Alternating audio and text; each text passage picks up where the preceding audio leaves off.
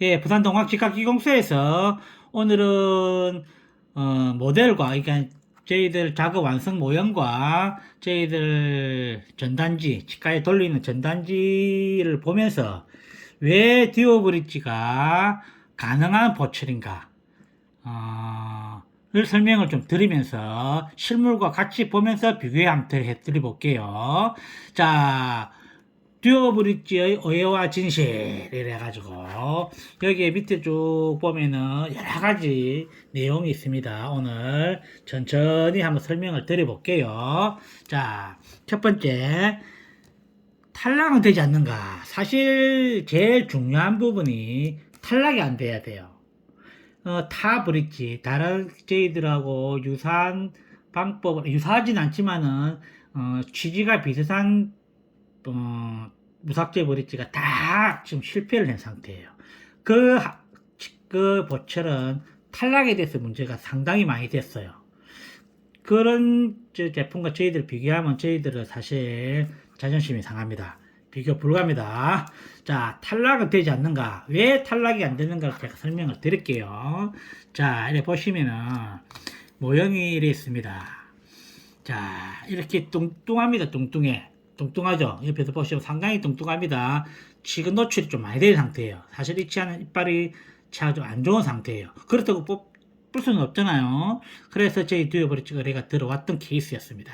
근데 이런 경우 왜 탈락이 안 되는가? 옆으로 들어가서 또 옆으로 들어가서 잡는다는 겁니다. 옆으로 들어가서 잡는다는 겁니다. 제가 누누이 말씀을 드렸죠. 들어가는 방향이 있으면 나오는 방향이 생긴다. 자, 들어가는 방향이 옆으로 들어갔는데 나오는 방향은 역방향이겠죠. 이걸 잡기 위해서는 앞에서 잡아 들어가서 잡고 있어야 돼요. 자, 이렇게 세면을 합니다. 완전히 그 공구리 칩니다. 완전한 세면을 칩니다. 치과용 세면으로. 자, 이렇게 뚱뚱한 데서 들어가는데 위로 빠지겠습니까? 상식적으로 생각하시면 됩니다. 탈락은 되지 않는가? 자, 탈락 제로입니다. 제로입니다. 자, 그 다음 2차 충치가 생기지 않는가? 자, 2차 충치라는 것은요, 무삭제 브릿지는 이런 경계면이 안 생길 수가 없어요. 왜? 안 깎으니까. 어딘가는 생겨야 돼요. 자, 어딘가 생겨야 되는데, 이 생기는 부위가, 이왕 생겨야 되는 부위 같으면은, 칫솔질이 용이하고, 관리가 잘 되는데 위치에 있어야 돼요. 이런 구석군데 숨어 있으면은 안 됩니다. 그래서, 이런 피니시 라인이라고 하는데, 이런 경계면에서 충치가 시작을 해요. 이 피니시 라인을 노출을 시켜야 돼요. 숨기면 안 됩니다. 물이 고이면에 썩듯이 이런 경계면이 쭉 안에 들어가 있으면 썩게 됩니다. 그래서 이런 면이 노출이 돼서 칫솔질이 용이하게, 이런데 칫솔을 잘 하잖아요. 그래서 칫솔질이 용이한데 위치에 있어야 됩니다. 저희들 디자인은 얼마든지 가능하다는 겁니다. 자, 2차 충치가 생기지 않는가? 전혀는 생긴다 말은 안 합니다. 확률적으로 굉장히 낮춰야 된다는 겁니다. 왜? 불가피하다는 겁니다. 자, 이렇게 그림을 보면은 설명이 나와 있습니다. 자, 이렇게 참고하시고, 그 다음에 인접시에 마진이 생기는데 제사삭제 브릿지 노출이 피할 수 없기 때문에 이 말입니다. 자, 이렇게 생기는 부분이고, 자, 이 위에 거와 이 위에 거는 내용이 거의 유사합니다. 자, 그렇기 때문에 또 부연 설명을 드리자면, 요 옆에 보면은 듀오 브릿지는 보철의 교체 시기를 알려줍니다. 왜? 자, 이 안쪽이 난데없이 여기가 썩지는 않아요. 여기서부터 썩기 들어가기 시작을 할 겁니다. 언젠가는 썩게 되거든요. 그러면은 여기 썩으면은 대반이 압니다. 여기가 까맣네. 그러면 체크를 하시면 됩니다.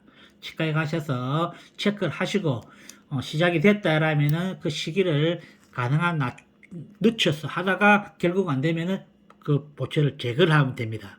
자, 그러면은 보철의 2차 충치나 이런 건 저희들 것만 생깁니까? 아닙니다. 자, 우리가 깎아서 하는 보철을 완전히 뒤집어 씌우잖아요. 근데 그 안에서 무슨 일이 벌어지는가를 몰라요. 그거는. 엑스레이가 방사선이 투과합니까? 금속 투과합니까? 보철 투과합니까? 못합니다. 그래서 안에 무슨 일이 벌어지는가 몰라요. 결국은 그 치아를 아파서 아니면은 냄새나서 철거를 더 가면은 뿌리까지 다 상해버렸어요. 그럼 뭐 어찌 됩니까? 발치를 해야 된다는 거예요. 발치를 하면은 또 앞에 치아를 깎든지 인접 치아를 또 깎아야 된다는 소리예요. 그래서 우리가 3개를 하다가 세월이 지나면 4개를, 5개를 하게 되고 5개 하다가 또 7개를 하게 되고 하는 이유 중에 하나가 그겁니다. 자, 정리를 해볼게요. 저희들 거는 교체 시기, 보철은 영원하지는 않지 않습니까? 어느 정도 수명이 닿으면은 눈에 보입니다. 육안으로 보인다는 겁니다. 그런데 깎아서 하는 보철은 완전히 씌우기 때문에 안에 무슨 일이 벌어지는가를 몰라요.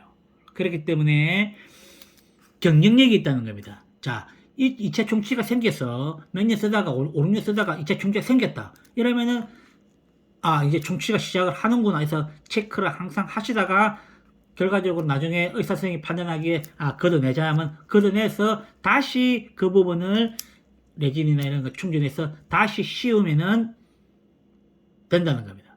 보충 시기를, 교체 시기를 알려준다는 겁니다. 아주 중요한 내용입니다.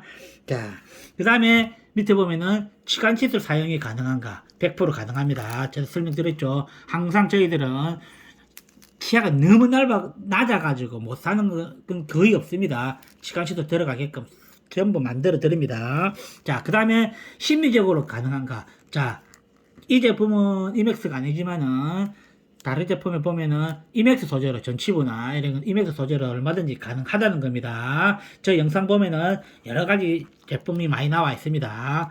자, 그래서 저희들이 듀오 브릿지가 지금 잘못 알고 있는 환자들이나 의사 선생님들 잘못 알고 있는 것을 간단하게 한번 설명을 드려봤고, 그 다음에 적응증 얼마든지 할 수 있는 거예요. 자, 삭제를 들어온 환자도 가능하겠죠. 임플란트 들어하고, 임플란트가 곤란하거나 뭐 질병이 있다든지 예후에 문제가 발생했을 때 임플란트 심었는데 실패도 하잖아요. 그런 경우도 이런 제품이 듀오 브릿지가 가능하다는 거. 그 다음에 고혈압, 심장질환, 솔직히 이런 얘기는 좀 하고 싶진 않지만은 이렇게 암에 걸린 분이나 골다공증 이런 분들도 가끔씩 저희들한테 전화가 와요. 그래서 저희들이 안내를 해드린 적도 있습니다. 자, 그 다음에 장애가 있어 입을 오래 벌릴 수 없는 환자.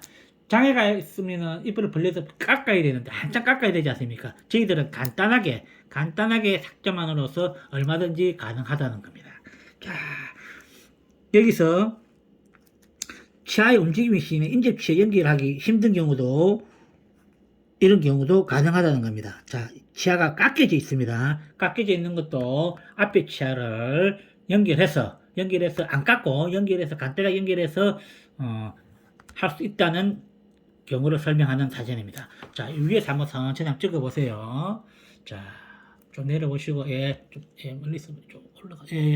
그리고 내용 다 보이게끔.